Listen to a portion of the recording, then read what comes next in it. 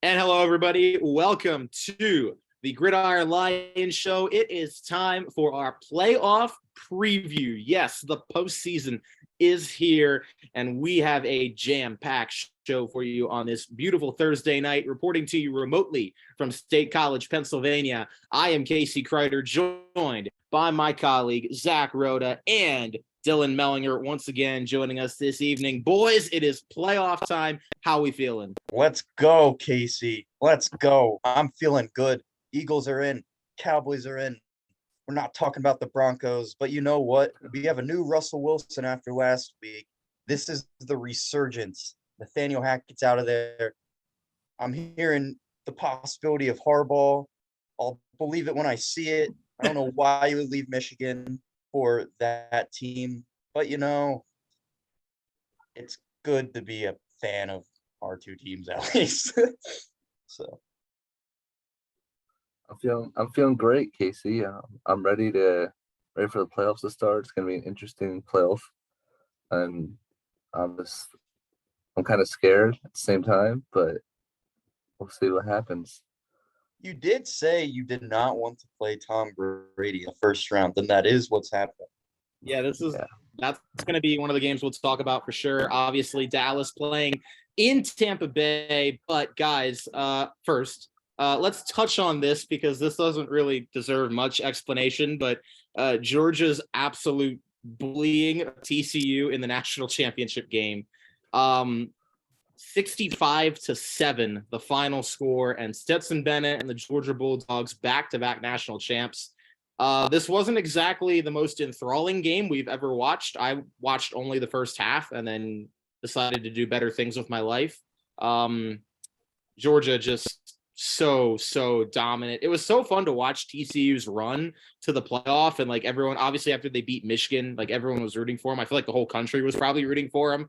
But then like that was one of those moments where like our expectations were low, but like, bro, come on. The fact they lost by 58 points was pretty sad. Zach, Emo, did you guys have any thoughts on that? So that Monday night, I was playing video games and I looked at my phone and I was like, oh, wow, the national championship is on. I completely forgot. Look up the score. Yeah, I didn't watch a minute of that game because by the time I finally checked to see what was going on, Georgia was up by 4 or 5 touchdowns. And I was like, there's no way against that defense. It's not even possible for them to come back. And I saw Bennett was just doing whatever the hell he wanted. He was running all over them, which he doesn't do that, right? He's not known for his running abilities, but I mean, he had quite a day doing that. And then he was throwing as he's been. So, yeah. At least we got two other good matchups in the semifinals. Yeah, I didn't watch much of it. I think I watched like the first half, like Casey. But obviously a blowout. That's why I never really thought TCU should have made it. I was like the SEC teams. I know, like I wanted Bama or like I wanted USC in it just to make it somewhat interesting in the playoffs because we knew TCU was going to get dogged by whoever they played. I'm surprised they beat Michigan, as so is everyone else. But they had a great run. It was cute while it lasted, but we all knew heading into that game what it was going to be. Yeah, I mean, it was weird because like nobody thought they were going to Michigan. Like everyone expected them to get absolutely destroyed by the Wolverines. And then when TCU came out and found a way to win that game in, I wouldn't say convincing fashion. I mean, it was a shootout, but they got out to an early big lead and then Michigan was able to come back, but couldn't, seal the deal at the end. I think at that point I was like, wait, is this team maybe actually good enough to at least compete with Georgia? And I'll be honest, I don't think if Michigan had won that they would have had anything for Georgia. The fact that Ohio State, was a missed field goal away from probably being a national champion is pretty crazy, considering just how much Georgia just annihilated TCU in the championship game. But yeah, Georgia, the Bulldogs, first back-to-back champion in quite a while in college football. So that was pretty big, and that was a pretty that was one of the endings to the college football season that have ever happened. So either way, Georgia will get to celebrate. And hey, won't be too long now before August and September roll around. And I see Penn State, a lot of the like way too early top 25s that I'm reading have them like ranked inside the top 5, 6, 7, somewhere right around there. Could be a really good year to be a Nittany Lion. Finally getting the respect that they deserve, considering they went into last year unranked, which I think was just ridiculous. But I mean, we'll see. They definitely have everyone's attention now.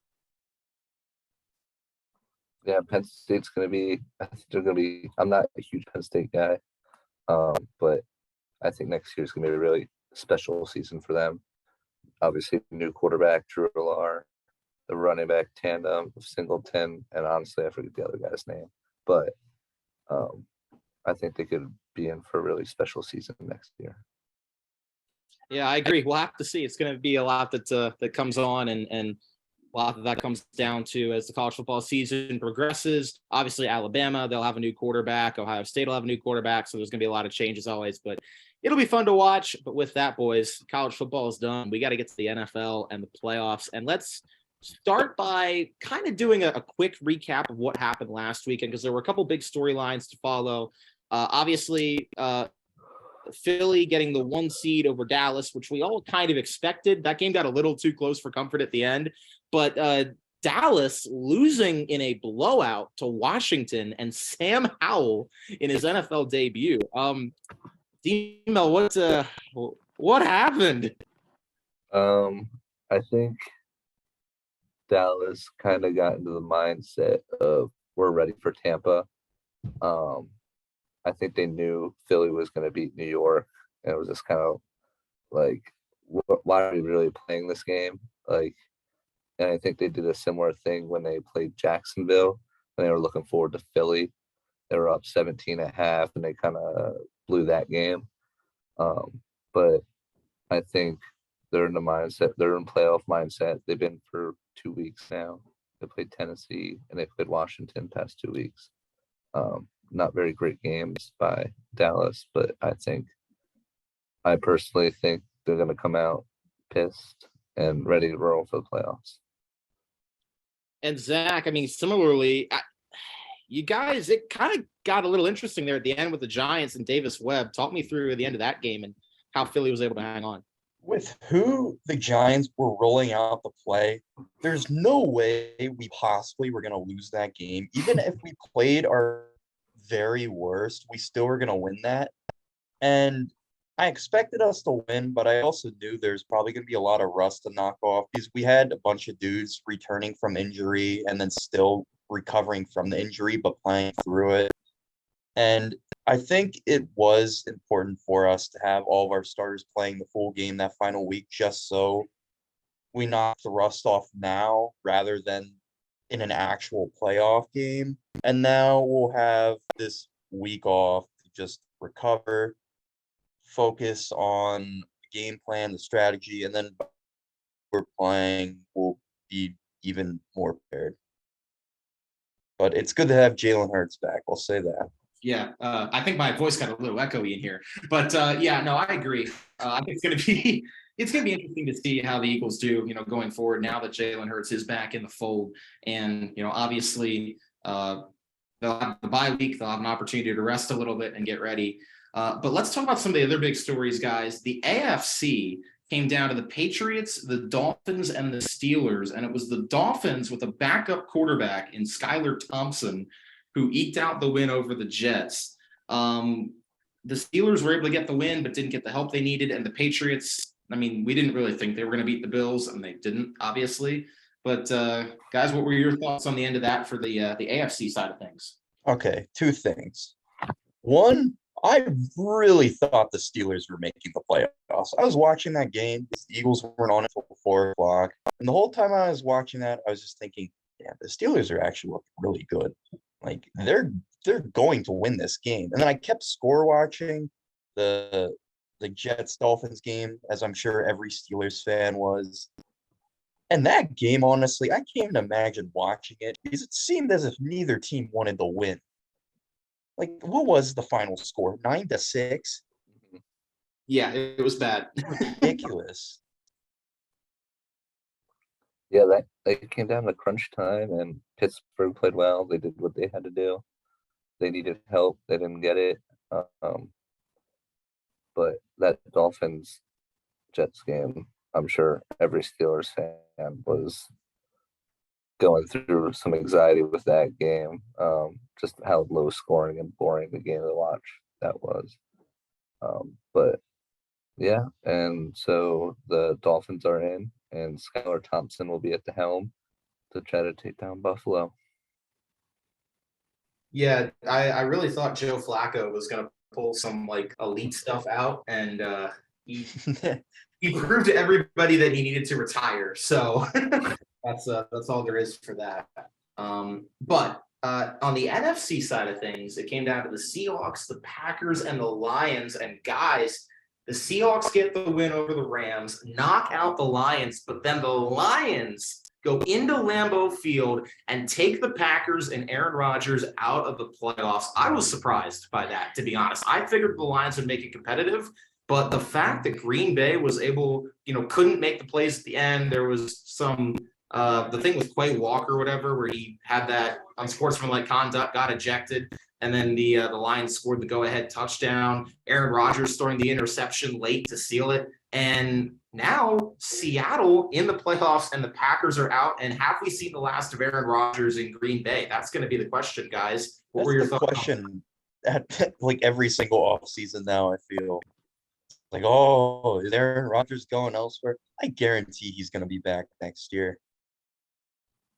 At this point, but now when everyone thinks he's coming back, that's going to be the offseason that he retires. I don't see him going to another team at this point. He's either going to keep playing for the Packers or just hanging up. Yeah, I agree. I saw something after the game where rookie Jamison Williams for the Lions asked Aaron Rodgers for his jersey, and Aaron Rodgers said, "I have to keep this one." So take that as you wish. But I do think this is the last year of Aaron Rodgers in Green Bay. I do think he retires. I think he's just kind of sick of football in general. Obviously, how things went down in Green Bay with Jordan Love and all that didn't go so well with him. So I think he's going to hang it up after a great career. Yeah, I think it's definitely possible. There's going to be a lot of contemplation that goes into the offseason. It's weird. We're used to seeing Green Bay kind of pull this stuff out, at the very end. And this time they were not able to do that. So Seattle will be in the playoffs. They will play the Niners. We'll talk about the playoff matchups in just a moment. But voice of God, Jace Gibbons, we picked one game differently last week. Can you tell us how the final standings for our game picks in 2022 have come to an end?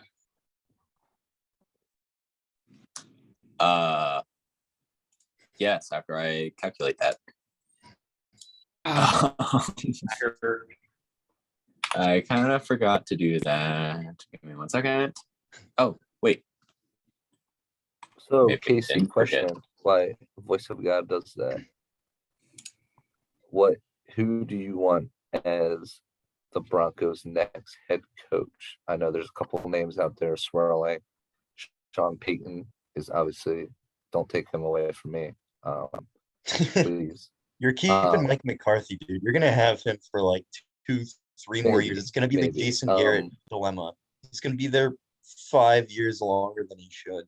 So you got Sean Payton as one. You would have to trade for him. Yeah. He's still under contract with the Saints. You have John Harbaugh, who I guess had a visit or a little meeting, and then obviously Dan Quinn is in the mix. Is there anyone else we should keep an eye on, or who's your personal favorite? I mean, we're going to probably go with somebody on offense. That would be my guess. So not Dan Quinn. Here's the thing. I don't think it's Dan Quinn might go. Please don't take him. But here's the issue. Well, maybe the issue. Depends how you see it. The Broncos have a new ownership group, right? The CEO of Walmart or whatever owns the team now. So you got to think about it from this perspective of they're going to be trying to go all out, and they know that they need to pair a superstar head coach with a quarterback that they're trying to make a superstar again. I think somehow, some way, we're going to end up with either Sean Payton or Jim Harbaugh. I'm not saying I like it. I actually don't really think I do, but I think that's what's going to end up happening. I think it would be a lot easier to get Jim Harbaugh just because we don't have to give up the draft compensation for him. I mean, I don't even know what you would trade to get Sean Payton. And we don't really have much left to trade after the Russell Wilson thing. So if I had to guess who I think we're going to hire, I think we're going to end up with Jim Harbaugh, but I don't know how I feel about that. So we'll see what happens. Well, when was the last time that a head coach was traded? Was it John Gruden?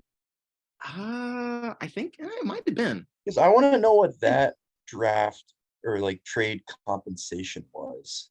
That was a lot different back then. I heard rumors or saw rumors that the Saints want more than a first.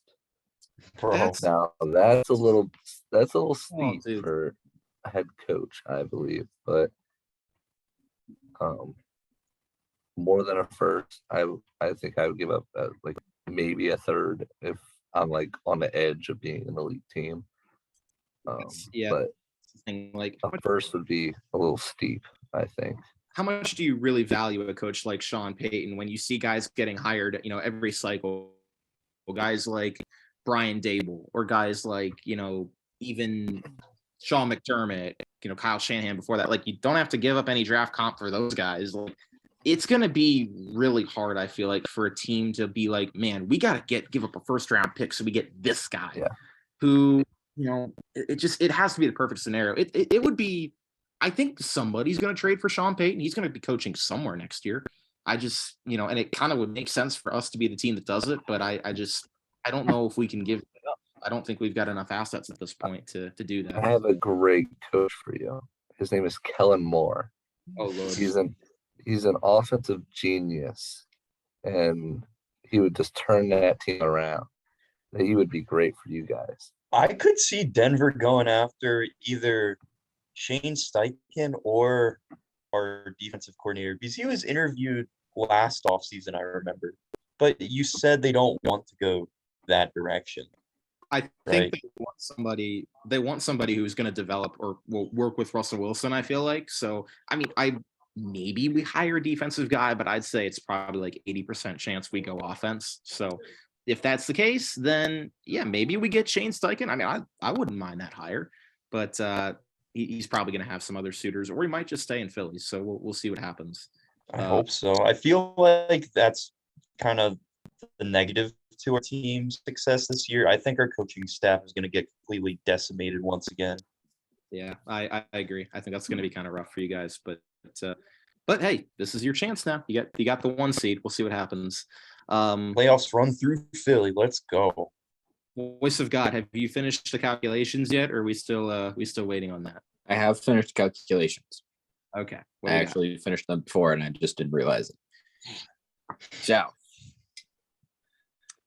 let me take a little look-see here.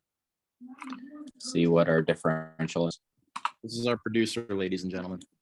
Ooh. It's not looking good, Casey. Not looking good. Wasn't looking good from like all those Broncos predicted to win. That's what really killed them.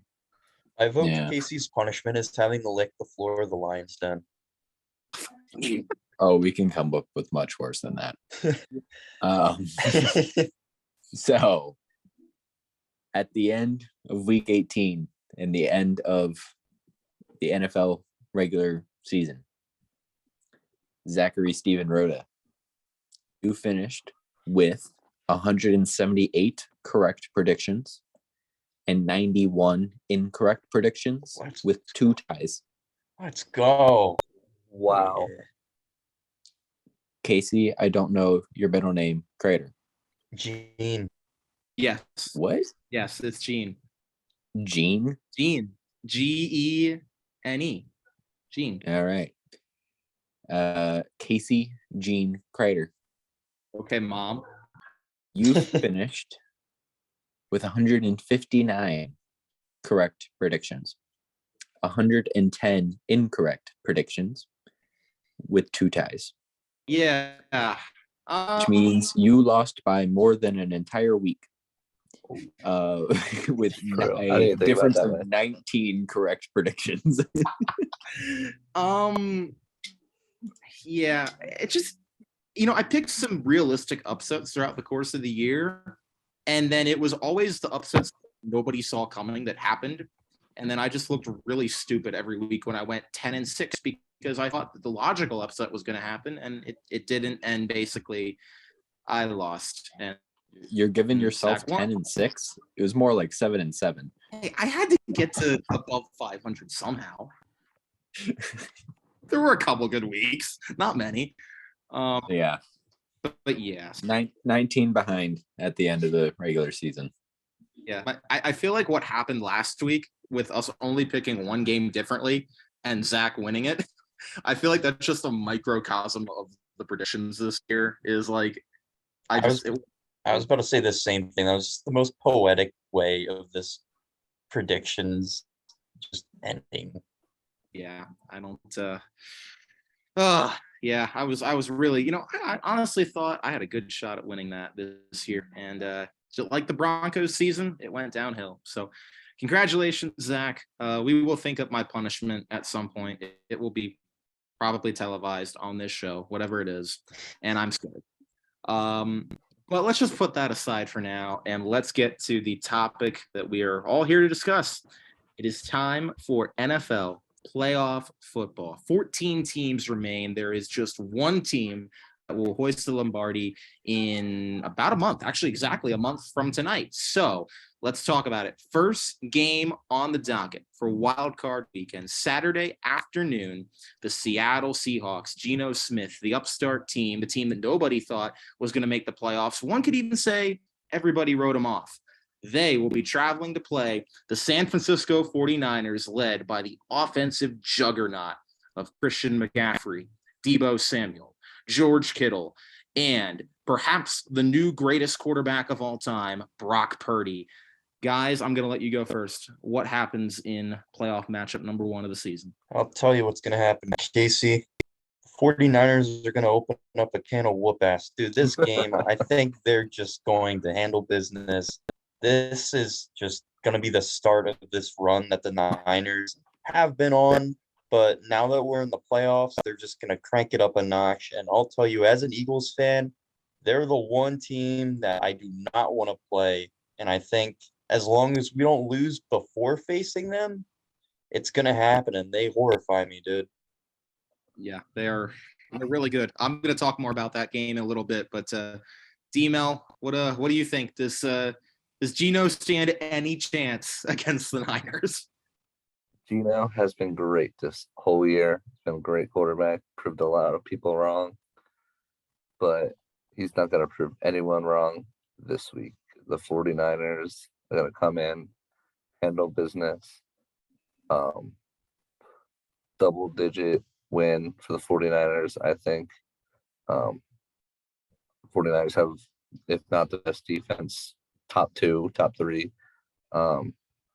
Brock Purdy's been on a roll in that offense. I just don't think Seattle really has a chance. But good for Seattle for making it after no one really had expectations for them after that Russell Wilson trade. Everyone just thought they were just in a rebuild mode, but maybe they're not in such a rebuild mode. So, but yeah, 49ers are going to win. Yeah, the fact that Geno Smith comes in this year as a starter and breaks Russell Wilson's Seahawks record for all-time passing yards is pretty insane and also pretty sad. But yeah, look, I like to root for the Seahawks. They're one of my favorite teams to root for. I enjoy seeing them do well. I'm glad they've got to the playoffs. I'm glad they've gotten to this point. They don't stand a chance of winning this game. This is the lock of the week. I mean, the Niners might be the best team in the NFL. And Seattle doesn't even match up well with them. Like, the Niners have been able to shut down the run game both times those two teams have met. If Kenneth Walker does somehow get going on the ground, maybe Seattle's got a chance. But I expect them to just ground and pound with Christian McCaffrey. I think he's got a big game. Seattle's run defense is not good. And, George Kittle had a huge matchup the first time these two teams met. He had 2 touchdowns. Obviously, Brock Purdy is somehow doing incredible right now. But to be fair, he also has the best supporting cast in the NFL around him. So, yeah, I don't see any chance for Seattle. As much as I'd love to see them pull off the upset, I don't think it's going to happen. I think the Niners win this. I would say 31-13. If you made me guess, I think it's going to be a something like that type of margin. Seattle's going to try to keep it competitive, but they're just not going to have the firepower to compete with the Niners. And I think San Francisco will be on to host a divisional round matchup. So that would be my guess. I do have to say this before we move on to the next game also that I just remembered. D-Mel, do you remember last postseason when the Niners made it to the NFC Championship, and how you said, I think the Niners are probably going to make the Super Bowl next year with Trey Lance because you thought they'd be even better? Look where we are now. Who would have thought that, yeah, they'd be this good, but it would not be Trey Lance or Jimmy Garoppolo. A man named Brock Purdy. Yep. I remember I was giving you crap for that. I was like, nah, no way. Not Trey Lance. He'll be his first year playing. I mean, he'll be decent. Well, yeah, I was wrong about that I'll be one. on the Niners next year. I don't know. Yeah. Yeah. So we'll see. Pretty wild. We will make our predictions for these week's games, and then we will kind of give you our playoff predictions, and we will have a Super Bowl champion prediction for you guys at the very end. We'll preview the games in the next couple weeks as well, but we'll give you our preliminary predictions here tonight. So the next game, guys, the Saturday night game between 2 teams that are in the playoffs for the first time in a few years, and 2 quarterbacks making their first NFL playoff appearances. The Jacksonville Jaguars, the AFC South champions, somehow, I don't know how they did it, but here they are. They will take on the Los Angeles Chargers, Justin Herbert, Brandon Staley, in the AFC wildcard round first game. So on paper, this is a pretty even matchup. Jacksonville is pretty good on offense. They can hit you a lot of different ways. Somehow all the free agents they brought in this offseason that everybody clowned them for are actually working out pretty well. Christian Kirk's had a big year. Evan Ingram remembered how to play football, and Zay Jones is better than they paid him to be, I'd say. But the Chargers also have a lot of firepower with Justin Herbert, who has pretty much carried this team to the playoffs. And now he does have his receivers, Keenan Allen and Mike Williams, healthy. I think Mike is questionable with a back injury. He got hurt in last week's game, but I think he's going to play. So if he has both those weapons, these teams are going to be pretty much at full strength. I'll go first on this one. I see the upset happening. Kind of the upset. In terms of the road team winning, I think the Chargers get the win. I think the Jags are simply a very good team. I think Doug Peterson's got to go in the right direction. Trevor Lawrence has been one of the best quarterbacks in the league, aside from last weekend. He was terrible, but they still found a way to win. But I think Justin Herbert is going to carry this team to a playoff win again. He's been carrying this team this far. I think he's going to find a way to get playoff win number 1. I don't really have a ton of reasoning behind this. I just think the Chargers have a little more offensive firepower. I think they've got a few better players on defense, obviously with Joey Bosa in the fold and Khalil Mack rushing the passer. And the Jags, I think, are just too young, and they didn't look very good in the game against the Titans last week. I think they're easily beatable, and I think the Chargers will find a way to pull it off. I think on paper, all signs point to the Chargers winning simply because I think they have a much better roster. But, I mean, it only takes you so far. I think the Jags are going to win this one. Do I have reasoning behind it? No. But it's just the gut feeling I have, and it's like naturally I feel like, oh yeah, of course I'll take the Chargers, but I just have this weird feeling that the Jags are going to win this, and I would, when you said you're picking the upset, I thought you were going to go with the Jags, because in my mind I view that as an upset, them winning this, because of how inexperienced. And yeah, the Chargers are technically inexperienced as well, with this being Justin Herbert's first playoff game, as well as their head coach.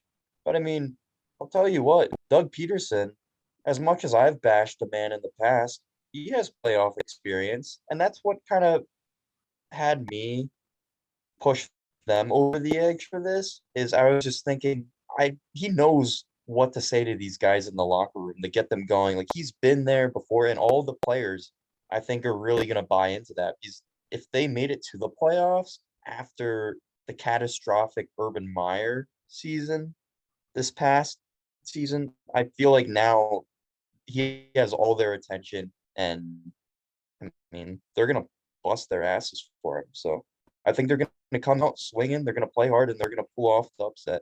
In my eyes, I view it as an upset. All right. All right. Email, what do you think? I think I'm going to agree with Casey on this one. I believe the Chargers are going to win this game. Jacksonville has had a great season after having the number 1 overall pick this past draft. So worst to first. But I think the Chargers are going to win. They have, when healthy, one of the better top 5 rosters, I believe, in the league. When healthy, you have Joey Bosa, Khalil Mack. Joey Bosa will be back for this game, I've heard. So I think that would be huge for them. They have one of the better safeties, Derwin James, Asante Samuel Jr. in the secondary also. And then they have Herbert, who's been carrying this team for all season. So he's got his weapons back, and I think he's going to be ready to get his first playoff victory. Yeah, for me, I think I already touched on this. I feel like for the Chargers, like they came so close to making the playoffs last year, and the Jags, I just give it one more year. I think Jacksonville next year, they're going to win the AFC South on a runaway. They're going to probably be an 11, 12 win team, be a 3 or a 4 seed, maybe make it to an AFC championship game. Like I think they can be that good, but I think they need one more year. So that's my thinking on that. All right, so that's Saturday of the weekend. Let's move on to Sunday, guys, and we'll start off with Dolphins Bills. So Buffalo coming off the big win last weekend at home to secure the 2 seed and make it so they don't have to play really an actual road game this postseason, no matter what happens. They will go up against the Dolphins, who we talked about earlier, with Skylar Thompson. He will almost certainly be the starter. Tua has been ruled out with a concussion. He is probably not going to play again this year.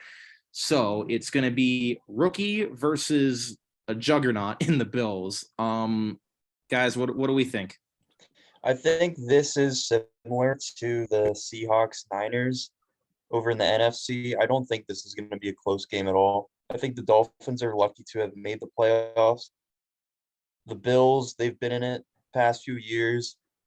They're hungrier than ever. I think the Bills are just going to take care of business quite easily. Yeah, I'd say I have to agree. I think it's going to be a similar game to the 49ers and Seahawks. I think Buffalo is top 3 team in this league, and I know this might sound corny, but I do think they are playing for Hamlin, and I think that actually is going to carry this team very far into this playoffs. Yeah, I agree, and I think, obviously, I think Buffalo. I'm just going to say Buffalo's going to win this game. I would have loved to have seen these 2 teams at full strength. With Tua, I think this could have been a really good game. Obviously he's had his concussion issues and he's not going to play, nor should he. The fact the Dolphins don't have, Skylar Thompson, you could tell watching last week, and anytime he's played this season, like he was a 6th round pick, I think, this year in the draft. He looks like it. Like he's not Brock Purdy, running this offense. And, I just Buffalo was my preseason Super Bowl pick. We'll get to that later in the show, whether I still think they're going to be able to do that. But they're going to definitely take care of business at home. No doubt about it. They'll find a way to get the victory. And we'll see what happens now with Miami going into the offseason with still questions surrounding Tua. It's really crazy to think, how their season could have been different if Tua hadn't gotten hurt, and maybe they would have still had an opportunity. But I think they're going to have a pretty anticlimactic end of their season with Buffalo getting a relatively easy win. So Sunday, this is a really interesting game. 2 teams that have played each other already this season. Bless you. Trying to pause my. Yeah, you're good. You're good. All right. The Minnesota Vikings with Kirk Cousins, Justin Jefferson, Dalvin Cook, 11-0 in one-score games this year, including when they played this team earlier in the year in Minnesota. They will go up against the New York Giants with the likely coach of the year, Brian Daboll, Daniel Jones, and Saquon Barkley. And I don't even know who else because their team is basically a lot of guys you've never heard of that are somehow in the playoffs. But I want to hear you guys' input on this first because I could see this game going kind of either way. I have my prediction for it, but I'll start with you, Zach. What do you think is going to happen? I think the Vikings will win this one. If they lose, I won't be surprised at all because I do not have any faith whatsoever in Kirk Cousins, especially in the playoffs. I think he's one of the most overrated quarterbacks in the league. When Philly played him, I thought it was like watching a 5-year-old playing Madden who's just forcing the ball to Justin Jefferson every play, hoping for a massive touchdown. It's like he was out there playing jackpot, just tossing the ball up. Darius Slay nearly had like 4 or 5 interceptions that game.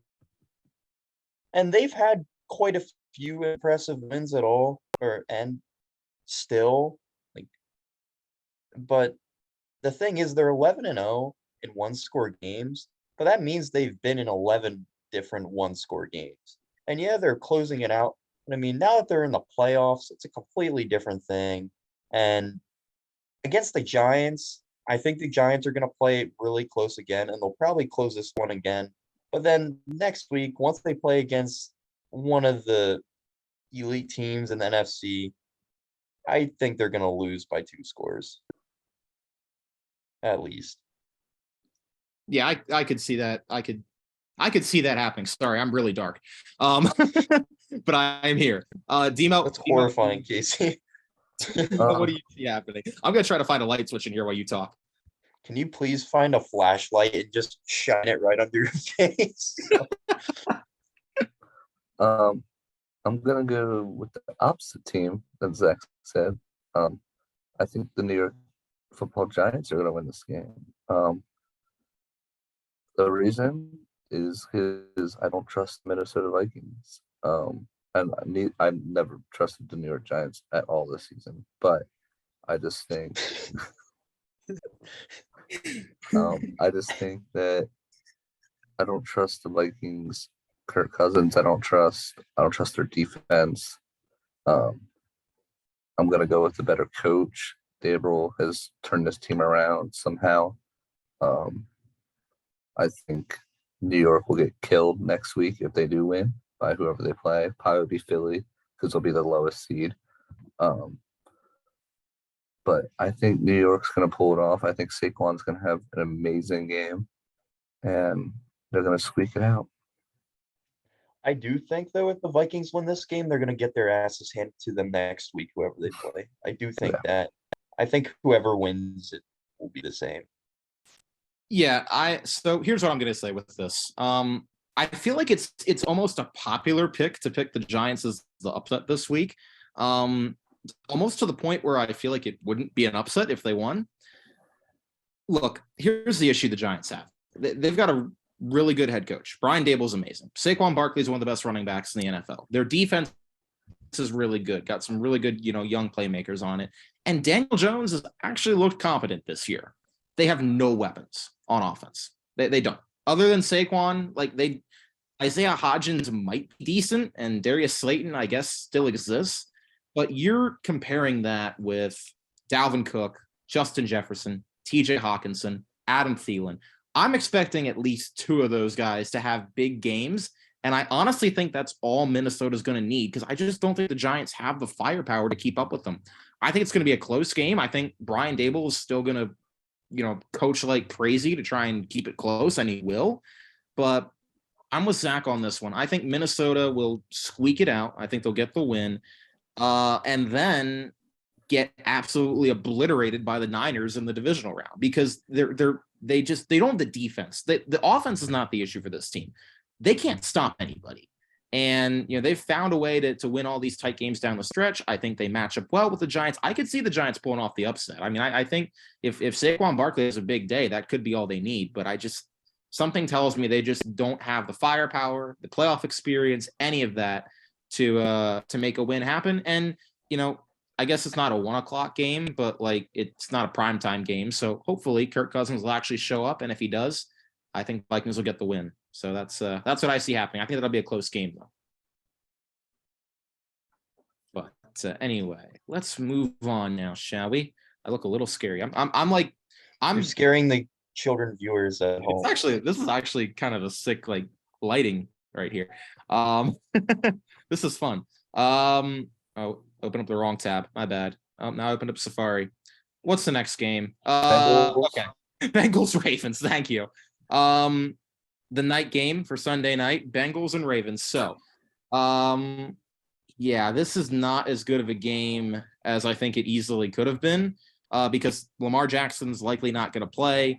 It'll be in Cincinnati. I'm just going to keep this one pretty simple. Cincinnati's going to roll. Baltimore, their only chance in this game is going to be to get the ground game going with J.K. Dobbins and obviously throw Tyler Huntley in as well.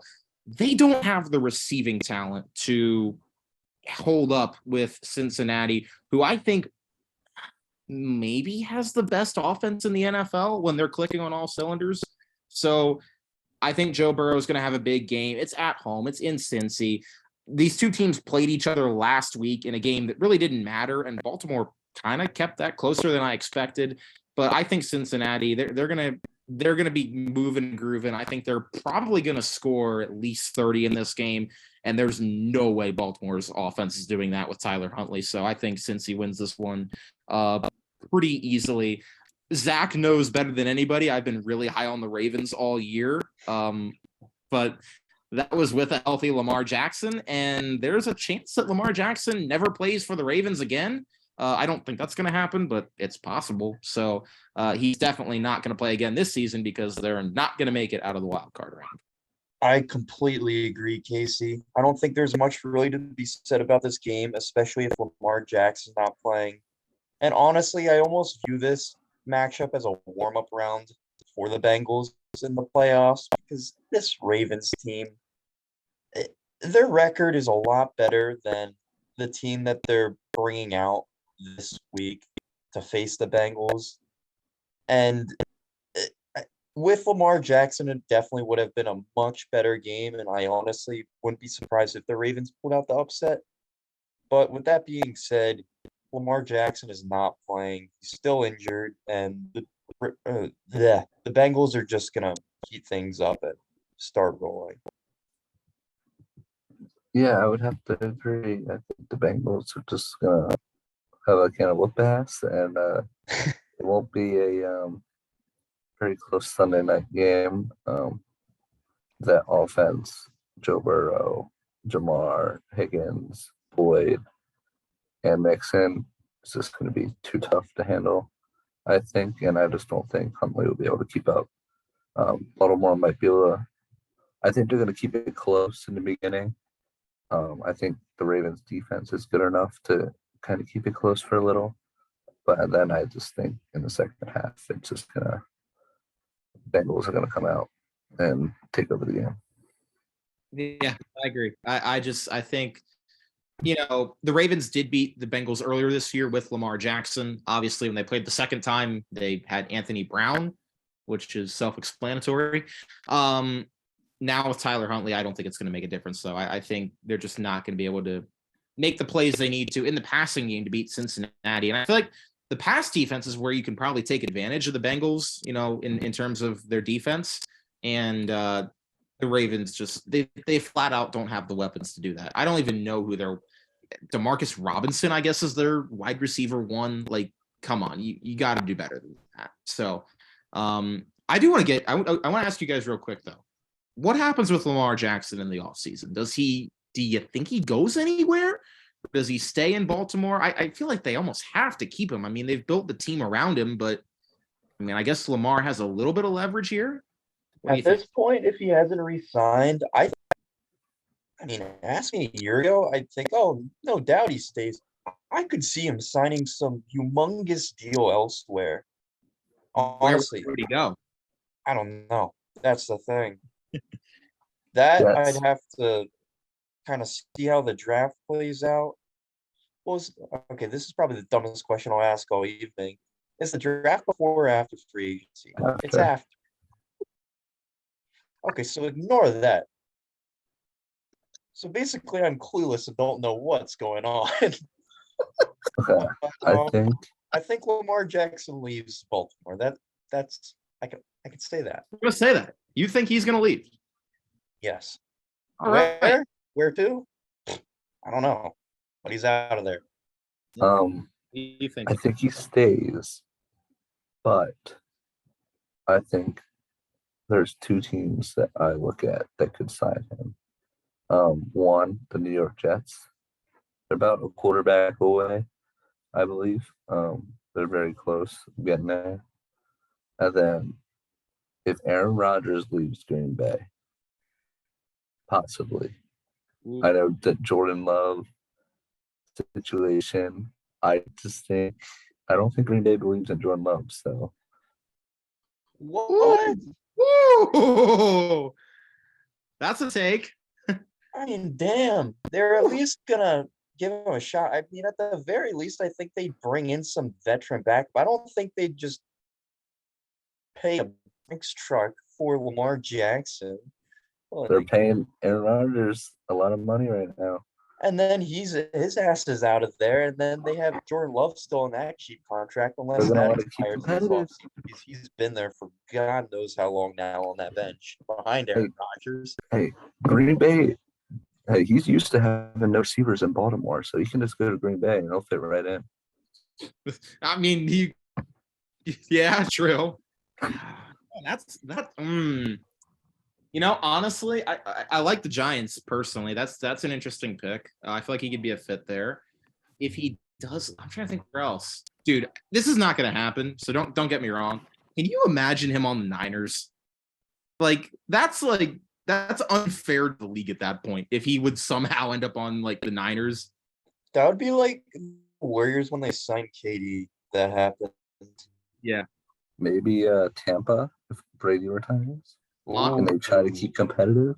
That's interesting. But dude, what about Kyle Trask? Now watch, I say that, and that man's literally gonna have a better career than Tom Brady in Tampa. I could honestly the team that makes maybe the most sense to me that I can think of just kind of spitballing off the top of my head. I was gonna say the Lions, but I think I hate to say this. I feel like they like Jared Goff too much. I think he just fits that culture. He fits that team. Lamar would probably be huge if they were to try and establish a ground game. But I mean, I think they're gonna just keep Goff and go with what they've got. Team I could see, maybe not the Giants, maybe the New York Jets. That's a team. They get Breece Hall back next year. They try to establish the ground game. They've got better receivers than Baltimore. I mean, they've got Garrett Wilson. He's really good. Corey Davis is decent. I feel like you put him with a guy like Robert Saleh, who's kind of a defensive-minded guy, but you let that offense – they're going to have a new offensive coordinator next year. You build that offense around the run game and around Lamar does well. That's a team – the Jets are a team that kind of feel like they're a quarterback and maybe – a couple other pieces away, but not far off. Lamar could go a long way toward solving that if he were to somehow leave Baltimore. I'll tell you another sleeper team, maybe. Think about this one, the Saints. Ooh, honestly, that's tough. I still feel like the Saints. He fits that offense with how they use Taysom Hill. I agree. My issue with the Saints is I feel like they are at a point where they need to rebuild, and I don't think Lamar helps that. I feel like he's got to go to a team that's a quarterback away, because I don't think the Saints are. I think they're going to get rid of Michael Thomas this offseason. They might trade Alvin Kamara. They need some help, and they don't have a quarterback right now, even as things stand. So I mean, that's possible. I could see it, but I feel like if he were to somehow leave, he would go somewhere where you've got a really good head coach that's already established, and you've got really good supporting cast. I think the Saints won't be able to afford it, first of all, because they are salary cap hell right now. It's also true. So I don't think that they would be able to make that happen. this is a bold. I don't think this won't happen. But what if Chicago would trade Fields for a first round pick? Well, the number But one. then they would sign Lamar. I don't. No, it won't happen. It won't happen. But what if? Because they have a lot of salary cap, and they won't be able to get a lot. They'll be able to get a lot for Fields. I feel like that. There's I no feel way bold. that's. I don't like that. I don't think that would even make sense. I don't even like people saying, "Oh, imagine if the Bears traded Fields and drafted Bryce Young." I'm like, even that's stupid. I agree. Fields took such a step forward in year 2. You got to give him at He least didn't. one more year No, he didn't. He But can he is- run. He can rushing run. the ball. He cannot pass the ball. He has nobody to throw to. Give He him is one more season at least. One more season. T-Mel, he has no offense around him. He is literally carrying that team on his back. Like, I don't know if he's good, but he's like, he deserves another year. I mean, he got better, I'd say. Is Darnell Mooney, Cole Kmet, and Equanimous St. Brown Hey, don't not forget enough for Claypool. you? First Claypool. round. They got Claypool, man. No, Oh, he's yeah. not. And how many? He had under 200 yards when getting traded there. So his career is probably going to die there unless he turns things around. There's a reason they have the number 1 overall pick. True. I don't know. They got some work to do. But we'll talk more about Lamar later on. But we certainly have some differing opinions on what might end up happening with him. But we have one more playoff game for this weekend before we take a little further look ahead that we have to discuss. And I think I'm just gonna let D-Mel start with this one because Buccaneers. First, I'm gonna go change. I'm gonna go downstairs real quick. So I'm gonna move places real quick, Okay. and then so if you guys can talk, then that'd be great. In that case, I will start. Okay. Dallas, Tampa, Cowboys, Buccaneers. Now, these two teams played opening Sunday night of the year. That was the game Dak got hurt. Buccaneers won it in kind of a blowout. I mean, it was 19-3. Dallas couldn't do anything on offense. But the Cowboys have looked really strong, and the Bucs somehow won the NFC South despite having a losing record. So this game's in Tampa. And, I mean, look, we've learned, I feel like, to not doubt Tom Brady. I mean, he just always finds a way to pull something stupid out at the end to win these games and advance in the playoffs. But I feel like I can say confidently that this is probably the worst team he's ever been on in terms of maybe not even necessarily the talent, because they've got good receivers, but Todd Bowles is not the man for the job as far as a head coach. And they have no run game to speak of. And Tom Brady, at this point in his career, he's still a great quarterback, but I think he needs a run game to lean on, and they've got literally nothing. So Dallas, on the other hand, they've got so much offensive weapons and firepower with Dak, CD Lamb, Michael Gallup. Now you even throw T.Y. Hilton in, who suddenly looks like T.Y. Hilton and not like completely washed. I'm still tempted, despite all that, to say Tampa's going to win this game because I feel like they always do, and Dallas always chokes.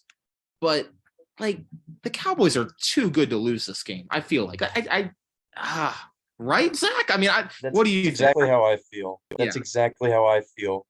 Dallas, I have no faith in them whatsoever in going on this super deep run in the postseason. But at the same time, I'm not going to pick this Tampa Bay team to beat them. Even if Tom Brady plays an amazing game, I still don't think that'll be enough to beat them. And I do think Tom Brady's going to give forth his best effort, as he always does. I mean, I don't even know how many times he's been in the postseason at this point. But I think they'll keep it close. But I think Dallas, just overall having a much better roster and team this year, will put them over the edge in this one. And I think they'll come away with the win. Yeah, I mean, we'll talk about this a little more in a second. I feel like there are two, maybe three teams that can come out of the NFC. And Dallas is the maybe team. I think Philly and San Francisco, no doubt, have a shot. And Dallas, I feel like, is kind of that next best team. But, you know, the Cowboys, usually seem to find a way to choke these games in the playoffs, whether it be their fault or the ref's fault or Mike McCarthy's fault. So they're going to win this game, I feel like, because they're just too good. D-Mel is back. We've been talking. We've both picked the Cowboys. Come on, guys. Oh, now we're going to lose. Well, hey, you're going to lose because of the navy blue jersey curse. But what do you see happening, D-Mel? I mean, Tampa, they look terrible most of the year, but they did beat you guys week 1. How's this going to play out? First of all, the first week 1, these are 2 different teams then. We all thought after Tampa beat Dallas that Dallas was going to crumble after Cooper Rush, and Tampa Bay looked good that game. Kind of flip script. So Dallas is now the favorite to win this game. It's going to be hard to beat Tom Brady. I understand he's undefeated against Dallas and all that. But I think what happened last week to Dallas and everyone giving them so much shit for it, for them just being so bland on offense and not really showing much. I think they were looking forward to Tampa since the Titans game. They're ready for the playoffs, and I think they're going to come into Tampa and win the game. It's going to be a close one. I'm not going to say Dallas is going to beat the brakes off Tom Brady. Obviously, the NFL would hate that. So they're going to keep it close on Monday night, and they're going to move on. But I think NFL needs a change next year that they don't do a Monday night playoff game because it's messing up Dallas's whole.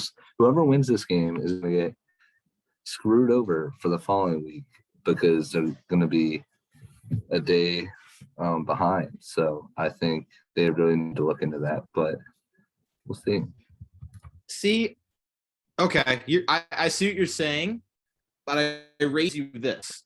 The NFL has always done this also in divisional rounds where they've had teams play on Sunday and then play on Saturday. Dallas, they're not going to make Dallas play on Saturday, I don't think. So it Monday to Sunday, like, do you think it makes that big of a difference? Or, I mean, it doesn't help. I get that, but like, say if Dallas wins, they're not going to get back into Dallas until like Tuesday at 3:30 in the morning. You basically don't go to practice that day. You can't do any film work that day because it's supposed to be a rest day, I guess, whatever they do. And then you go back to practice on Wednesday. It's just like, I think there should be 3 on Saturday, 3 on Sunday, just the same format, 1, 4, and 8. Since there's no college football on a Saturday night or Saturday, there is a Saturday night game, right? It's 4 and 8. Yeah. Mm-hmm. So there should be a 1 o'clock game. So I just think that's how they should do it, just to give no team advantage or disadvantage for the following week. But that's something both teams, whoever wins, are going to have to just figure out. So I would say I agree with you generally. I just don't know if it makes that big of a difference. I feel like either way, because I feel like it's so tough this time of year, especially when you've got teams playing on different days. I mean, there's always going to be a team that has a little more rest or a little more. And obviously, if Dallas wins, I know the way that Zach and I have it playing out is they would play Philly. I know the way you have it playing out is they would play San Francisco, which would be interesting, and we'll talk about that in a second. But I do think Dallas will find a way to win this game. But if they don't, John Payton, let's go. Yeah. Okay. I'll ask you, if they don't win this game, does Mike McCarthy get fired? Does he deserve to? That's such a hard question, KC, because I see 2 sides of it. One side, I see a guy that has back-to-back winning seasons, 12-win seasons. One season that has Cooper Rush playing for 5 games, and not having a starting quarterback. I think that's something to be said. But I also think on the flip side of it that you lost in the first round in 2 consecutive years where you were favored and supposed to win those games. You had the more talented roster, and so I'm not sure what Jerry Jones is going to decide, but we'll have to see what happens. Hopefully, we just win and we don't have to figure that out. Yeah, well, we'll see. We'll see. It'll be interesting to see if Dallas can finally get over the hump. All right, so here's how I think maybe the best way to do this is we're gonna go through our playoff kind of projections the way we have it going. We'll have an episode next week. We'll talk about these games. We'll preview next round and all that. But since we're at the beginning of the playoffs, let's just do our playoff projection, Super Bowl prediction. How's it gonna go? So I'm gonna start with the games I have. So divisional round, the way I have it playing out is in the AFC. I have the Chargers playing the Chiefs because the Chiefs would be the 1 seed. They have the bye. So that'd be in Kansas City. Give me Kansas City. Justin Herbert can carry his team to 1 win, not 2. Chiefs will be back in the AFC title game. In fact, I'm going to say they will be hosting the AFC title game because I think the Bengals, if they play the Bills, that is going to be maybe one of the best games of the year. I mean, obviously, it was probably going to be one of the best games of the year when it was going to be played a couple weeks ago. And obviously everything with Damar Hamlin happened.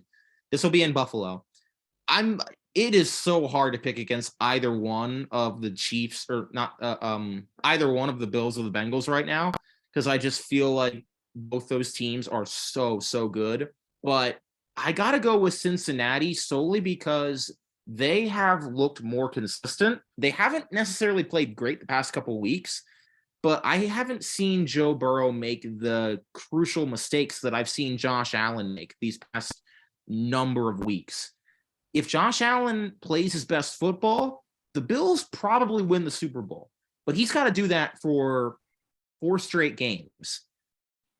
I don't know if that's going to happen. And I trust Cincinnati a little more with the guys that they have on offense, Joe Burrow and what he was able to do last year. I think they're only going to be stronger this year. Clearly, there was no Super Bowl hangover. So Bills for my preseason Super Bowl pick. Maybe it'll still happen, but I'm going to say right now, I think they're going to get knocked out again in the divisional round. It's going to be Chiefs, Bengals, an AFC title game rematch. And as was the case last year, I'm going to take Cincinnati. I think Cincinnati's coming out of the AFC. I think they're too good. There's a lot of things that could change. I mean, obviously it's pretty rare for a team to get to back-to-back Super Bowls.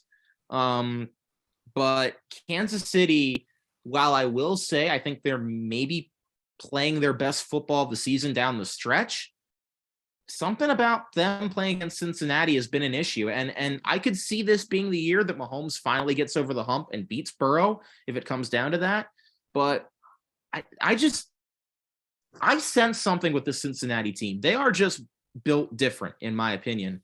I wish Jack was here because they I feel like have a shot to win it all. And I'm going to have them coming out of the AFC.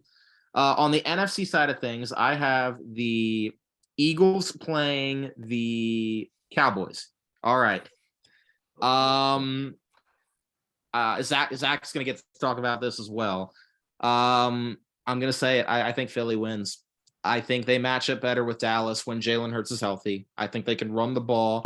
I think the defense is going to make some big adjustments. Obviously, Dallas put out all the stops offensively, put up 40 points the last time these two teams met. And despite that, Philly on the road with a backup quarterback still nearly won the game. I know Philly hasn't looked great these past couple weeks. You could say maybe they're cooling off at the wrong time. Maybe Dallas is getting hot at the right time, even though they just got blown out last week, but that game didn't matter. I think Philly matches up too well. I think they would beat Dallas. And I'm not even going to spend any more time on the other game. Niners, Vikings. Niners are going to obliterate whoever they play. And then that's going to set up the NFC title game in Philly against the Niners. These two teams match up, I think, very well with each other. They both love to run the football. They both have explosive weapons. They both have good quarterbacks at the very least. Jalen Hurts, easily could have been MVP this year, and Brock Purdy at least looks capable in that offense. What this game is going to come down to me, I feel like it's going to be one of those games. If it ends up happening, we'll see. But the way I project it is it's going to come down to which team can make more big plays when it matters. I'm going to go with the team that I think has the better quarterback, and that's Jalen Hurts. And I think Philadelphia, despite the Niners' strong defense, I think Philly's defense is just as good if they stay healthy. And I'm not saying they're going to shut down the Niners, but if they can put pressure and overwhelm Brock Purdy and force him into mistakes, because Brock Purdy really has not played a great defense yet that I can at least remember off the top of my head. Like a lot of the teams he's played, not that great in terms of the defensive side of the ball. When he has to go up against a defense like Philly, that's when we're going to see what he's made of. And I simply trust Philly too much in that situation. So I'm going to say Eagles come out of the NFC. I've got Bengals, Eagles, Super Bowl, and in that game, I'm going to say Cincinnati wins the Super Bowl. I think that would be all the bragging rights in the world. Oh, that'd be so great. Dude, I would love to see that happen. But the reason I'm going to say that is while I think Philly can run the ball great, in a game like Cincinnati, I think Cincinnati is a team that could be in shootouts all throughout this playoff. If Jalen Hurts and the Eagles, if they can control the game, I feel like they can control the game if they play the Niners to the point where maybe it doesn't have to become a shootout. I just feel like Cincinnati's offense is too good that they're going to force Jalen Hurts to make some really big plays, and he might be able to make them. But I have more confidence in Cincinnati and their offense and their defense, which I still think is very underrated, even though it's not maybe great, not on Philly's level. I think they're good enough. And I'm going to say it. I think Cincinnati wins the Super Bowl. I think that would be my prediction right now. Philly's going to make it close, but I think the Bengals and Joe Shiesty would bring it home in that situation. That's my prediction. So Zach, you've had. I'll tell you right now, Casey, that is literally my dream Super Bowl because the Bengals are the one team in the AFC where if the Eagles were to lose to them in the Super Bowl, yeah, that would suck ass. Obviously, you never want to lose a Super Bowl, but it's the one team where I could go to bed that night and be like, you know what, good for them. Like, I mean, I wanted them to win last year. That's a team I root for. That probably is my second favorite team.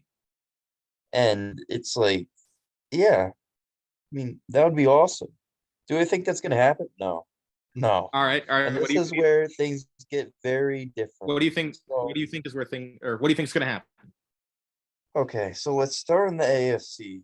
And I'm going to go through this a lot faster than you did because you went on for I don't know how long. We're going over time here. Yeah, sorry.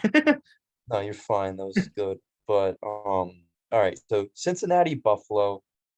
The rematch of the game that never really was. There's no way Buffalo loses this. This is where I disagree. I think Cincinnati, I mean, you're completely right. They're so good this year and they're on fire. And when they're firing on all cylinders, they're very hard to beat. But I think this matchup, them having to play them, that just, I think the Bills are going to be on a completely different level. And I could see this being a game that rivals that Chiefs-Bills matchup from the playoffs where it's super high scoring and one of the best games you'll see all postseason. I think it's going to be similar to that, but I think the Bills are going to win this one. And then on the other hand, the Chiefs playing the Jags, I think the Jags are going to win the first round, but then the Chiefs are just going to clobber them. They're just going to slap them right in the face and then advance to the next round. We'll get a Bills-Chiefs rematch once again. And I do think the Chiefs actually will win this once again. Okay. Do I have any reasoning behind this, really? Besides the fact that it's Patrick Mahomes and Travis Kelce? No. It's like a lot of the other picks I've had. Yeah. And I mean, whenever I just kind of go with my gut feeling as the regular season unfolded, I tend to have it right more times than not. But yeah, I think the Chiefs will win against the Bills. And then over on the NFC, okay. So the Vikings are going to beat the Giants, but then they're going to go play the Niners. They're going to get their asses handed to them. That's not going to be close. Kirk Cousins is going to play terrible. And then the question in Minnesota is going to be, damn, we had such a good season. But, what do we do with Kirk Cousins? Because he's good, but then he's terrible. And we can't beat a team like the Casey, I'm speaking. Sorry, no. You can go. What do you think? No, Okay, Skip. It's No, not. no. I was just gonna say on that. I get Kirk Cousins. Okay, they might lose. I don't think they're gonna lose because of Kirk Cousins. Kirk Cousins has had a really good year. Like, I don't remember the last time the Vikings had a good defense. They need to get a good defense before I feel like we can really assess just how far this team can go with Kirk Cousins. I agree, it's Kirk Cousins. Like, yeah, one of these years is going to come along. They're going to like be mediocre at best, and he's eventually going to get replaced. But for right now, like, he's not the issue. The issue is the defense, and I think that's why they're going to get stomped, because they're going to be playing from behind all game, and you can't do that against the Niners, you know? I will say this, though. When pressure gets after Kirk Cousins, he's a completely different quarterback. And with that Niners defense, I think they're just going to give him a hell of a game. And they're just going to make things extremely difficult for him. And they have such great playmakers where he'll be able to do some things, but still, when it matters most, I can't see them beating the Niners. And then Eagles, Dallas. Oh The boy. series is tied 1-1. And I'll tell you what, this is my Super Bowl because we're going to win this game. We're going to have all the bragging rights. Finally, we'll have more wins over Dallas in a season. We split the regular season, but you know what? We're going to get the win when it matters most. And then the next round, we're going to play the Niners and we're going to lose. But you know what? Against Dallas, that's my Super Bowl. And I think it's kind of similar to when the Eagles played the Vikings in the NFC Championship. But I think this Niners team is way better than that team. And they had Case Keenum, and the Niners have Brock Purdy. But the Niners are so hot right now. I don't think we'll beat them. I mean, I obviously want us to, but I can't see it. I think it'd be a great game. They do. I agree. They do match up extremely well. But I mean, I'd be lying if I said I think we're gonna beat that team. So Niners are gonna win. We're gonna get a Super Bowl matchup of the Chiefs Niners, or the rematch. And I think the Niners are gonna win this time. And then and then it's just chaos is gonna break loose because it's like, bro, Brock Purdy, what is happening? Jimmy G, Trey Lance, Brock Purdy, and then it's just gonna be like a shit show, but in a good way, if that makes any sense. I'd like one. I'll let you go, Zach. I want to bring up one thing. I'm done. Like, Okay. I'm just open for conversation now. There is a chance that Jimmy Garoppolo can come back to play in the playoffs. If you're the Niners and you get to the championship game and Jimmy G's healthy, do you bring him back? I don't. No, because at that point, how long will the win streak have been? Because aren't they on an insane win streak? Mm-hmm. And if they make it to that far, if it ain't broke, don't fix it. Yeah.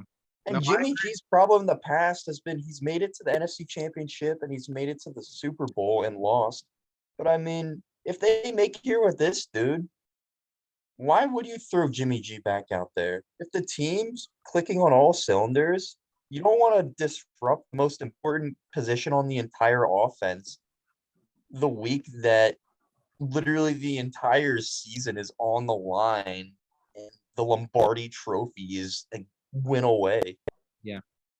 I agree, but that's going to be like a fascinating storyline. Like if Jimmy G, because imagine like say against Philly or whoever if they get to the NFC Championship game, which I think we all kind of think they will.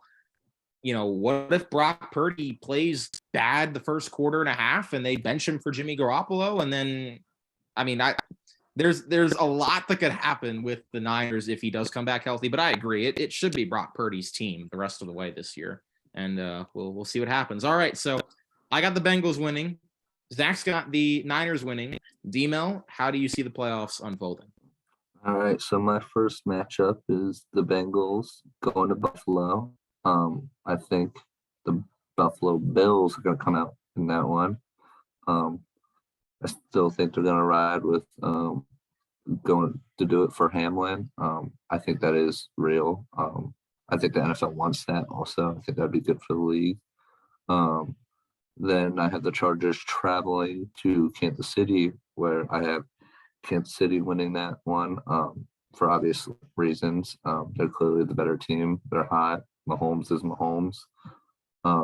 Then I have the AFC Championship game between the Buffalo Bills and the Kansas City Chiefs. In I have in Atlanta. I think Buffalo is going to get their revenge finally on Kansas City, and they will be heading to the Super Bowl in Arizona. In the NFC, do I just say I want the Cowboys to go to the Super Bowl, or do I just say what's really going to happen? What do you think is going to happen? Be honest. Just make your prediction. All right. So I have New York Giants traveling to Philly, where Philly absolutely just destroys them and goes to the NFC Championship game. No ifs, ands, or buts about it. That hurt coming out of your mouth, didn't it? Yeah, it did. I really just wanted to change my whole thing where, like, yeah, whatever. Giants but just beat Philly. Giants upset win. But That'd be amazing. and then I have my beloved Dallas Cowboys going to the 49ers, where they try to seek revenge after last year's wild card loss and beat Brock Purdy, but they cannot do so. And they will lose in a divisional round where the 49ers advance to the NFC Championship game. I will be crying. So it will be the Eagles versus the San Francisco 49ers in the NFC Championship game. And you know damn well I'm never going to choose Philly to go to the Super Bowl. So it's going to be the 49ers that will be going to the Super Bowl, where Philly's hopes and dreams just fall and crash. So the Niners versus the Buffalo Bills in the Super Bowl. And I will have to agree with Zach. I think Brock Purdy hosts the Lombardi Trophy as he becomes the next Tom Brady. You guys both have the Niners with a rookie quarterback winning the Super Bowl. Interesting. It's happened before, I think. Oh, Yeah. well, has it And happened? Roethlisberger didn't. Oh, wait, was he a rookie that? Or was that his second year, I thought? Oh, maybe it was a second. Either way, I mean, still. He was a rookie his first time, I'm pretty sure. I don't know. Let me see. We might have to research it. Either way, it would be impressive. I'll look it up, but I'm pretty sure he was a rookie. I mean, I thought he was a rookie too. the team he was on was absolutely loaded. I don't think it mattered how old he was. So that's how the Niners are. And that's how the Niners are. Yeah.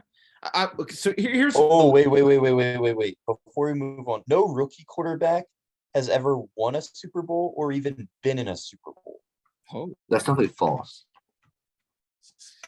Wow. who would it be though? David Barry Gear from Well, yeah, this okay. Well, I don't really know if that's a source. But anyways, Brock Purdy wins the Super Bowl. okay. I Here's just think the 49ers are just how hot they are and just the pieces they have on offense, and they have the best defense. Like, in that coaching staff, Shanahan, if not the best play caller, one of them, and he's doing a great job of just making it simple for Purdy to win games. And he's not turning over the ball, and if they keep that up, they're just going to win a lot of games.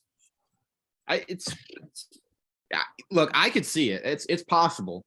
I just don't know. Can Brock Purdy put together 4 amazing games to win a Super Bowl? Like I mean, the one I don't doesn't even think he count has though. to. well, yes, he has to. But like, is he? Well, Not amazing. He just has to be a great game manager. I just think that team around him is so good. He just has to not turn the ball over. I think that's key. He has to be clean, limit turnovers, get the ball into the hands of his playmakers. Well, They have some of the best players in the entire league with yards after catch. If you take Kittle, what he does with the ball, McCaffrey, Debo, those 3 dudes right there, throw everyone else into the mix like Ayuk. And then even they have McCaffrey, but they have a great running back. Mitchell is back too. Yeah. That's the thing that I feel like it's like all the talks about Brock Purdy because he's the quarterback. He was such an unknown, Mr. Irrelevant coming into the season. But the 49ers success has not been because that man is throwing 4 or 5 touchdowns a game. Because they don't need him to do that to just completely blow teams out of the water.